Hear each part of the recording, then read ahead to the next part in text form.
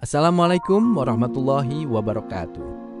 Sahabat yang dirahmati Allah, di antara gerakan dalam sholat yang sering menjadi pembahasan para ulama adalah cara turun untuk sujud dari posisi i'tidal. Sebagaimana kita ketahui, setelah seseorang bangkit dari ruku, ia berdiri tegak pada posisi i'tidal. Dalam posisi ini kita membaca Sami Allahu liman hamidah. Kemudian dilanjutkan dengan membaca Rabbana walakal hamdu. Setelah itu kita bertakbir dan turun untuk sujud. Namun para ulama membahas sebuah pertanyaan. Ketika turun untuk sujud, mana yang lebih dahulu menyentuh lantai, lutut atau tangan? Ternyata dalam masalah ini terdapat beberapa riwayat hadis dari Nabi Shallallahu Alaihi Wasallam. Riwayat pertama, lutut didahulukan. Riwayat pertama berasal dari sahabat Nabi yaitu Wa'il bin Hujr. Beliau berkata, "Aku melihat Rasulullah Shallallahu Alaihi Wasallam apabila sujud, beliau meletakkan kedua lututnya sebelum kedua tangannya." Hadis ini diriwayatkan oleh Abu Daud, At-Tirmidzi, dan An-Nasai.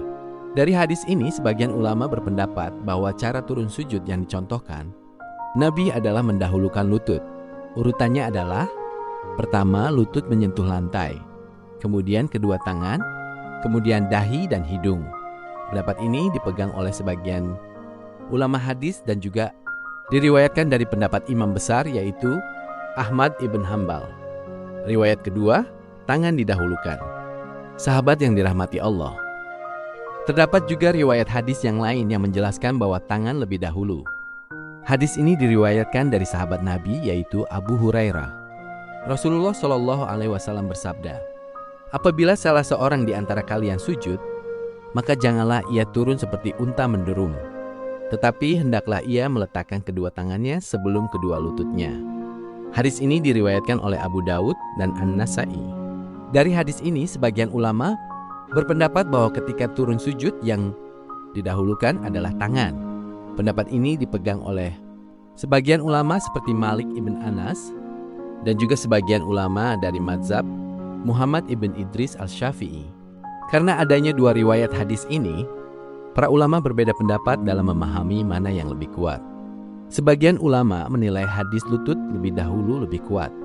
Sebagian ulama menilai hadis tangan lebih dahulu lebih kuat. Namun banyak ulama menyimpulkan bahwa kedua cara tersebut masih termasuk sunnah, karena keduanya memiliki riwayat dari Nabi. Oleh sebab itu, perbedaan ini termasuk perbedaan yang dibolehkan dalam fiqh.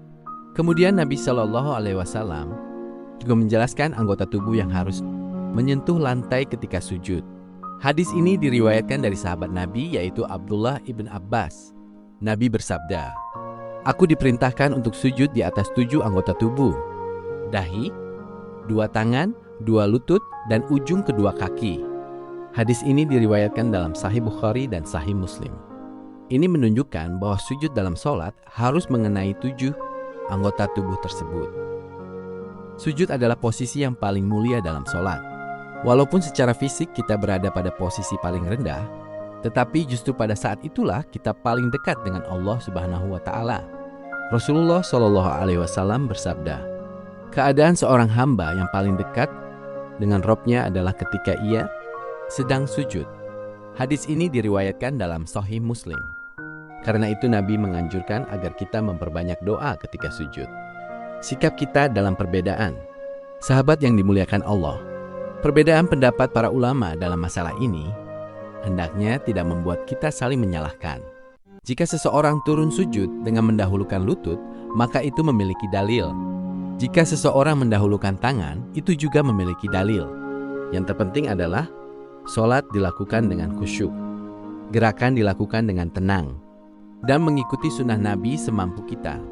Semoga dengan mempelajari hadis-hadis tentang sholat, ini kita semakin memperbaiki ibadah kita. Karena sholat yang baik akan memperbaiki kehidupan kita.